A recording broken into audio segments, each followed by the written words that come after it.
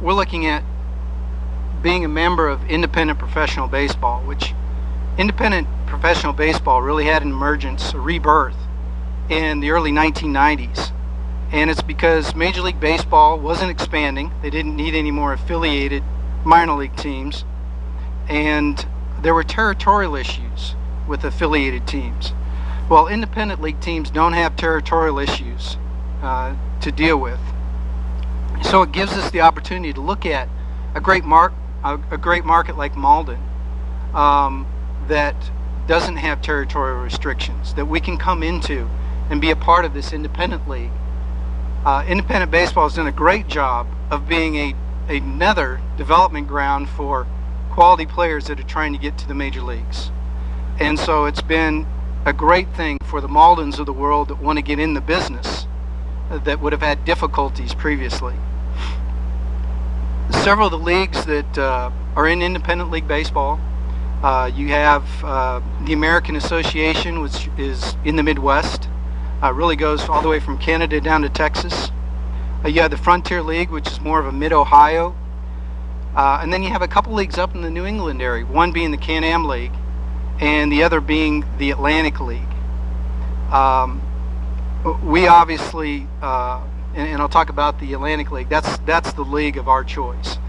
On the screen, Alex talked a little bit about the St. Paul Saints, and they've been a storied franchise since 1993.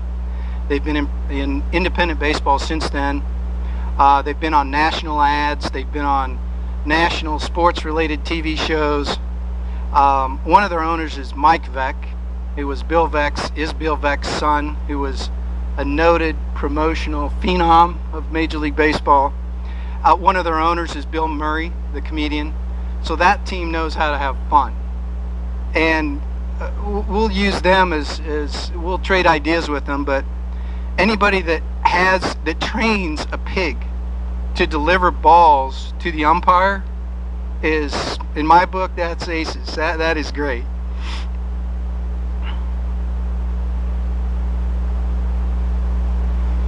I should have like a baseball signal for these slides. I don't know. Again, I mentioned we're looking at the Atlantic League. I was founded in 1998. They play 140 games, so we'll have 70 home games, starting in the spring in April and running to early September. The league has an all-star game, but they have a tremendously high caliber of play. They go after guys that have been in the major leagues and want another shot, or they're just a step away from the major leagues. And so the quality of play is phenomenal. As a business, they've done great at the gate. The teams in the league average 4,000 fans a game. They have beautiful new stadiums, and they really promote the things that Alex was talking about: community, family entertainment, inexpensive fun, something for everybody. That's what we're about, and that's why we want to be in the Atlantic League. It's just a top-notch league. The facility you see up here, and Alex had mentioned St. Paul, which I talked about, in Long Island. Here's a facility in Long Island, and they have drawn 5 million fans since their inception in 1998. And a lot of it is because they've created an expectation of going there and having fun, good, clean fun, and a great time. And you know, it's good quality play in the field as well. So here are some of the teams that we'd be facing. Here are the teams we'd be facing. There's a process to join the Atlantic League, which we would continue to pursue.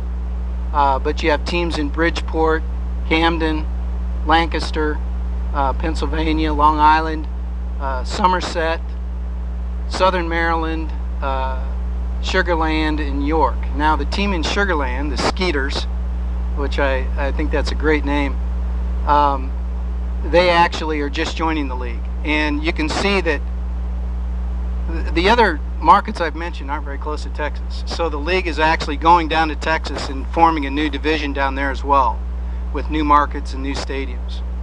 So they are on that growth track. We really like that about the league. Here is the stadium in in Sugar Land that I talked about. It's under construction. It's about to open. $30 million, and it's going to have ancillary development around it. But again, this is the type of facility that you're seeing in this league, and again, we want to be a part of this.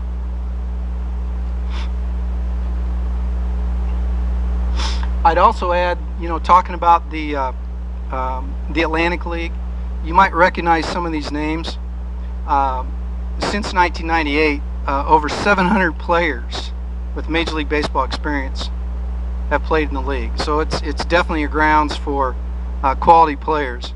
Some of the notables: Tim Raines, Sparky Lyle, Danny Cox, Butch Hobson, Ruben Sierra, and other Major League Baseball notables. Even some that we talked about had a history in the league, but also have a history with maybe steroids, so we didn't include them. But just some great names that that have come through the league over years, including it also goes to ownership. Brooks Robinson is involved in the franchise in Maryland, Southern Maryland, and so the whole league screams of Major League Baseball ties and associations, and we're looking forward again to being a part of that.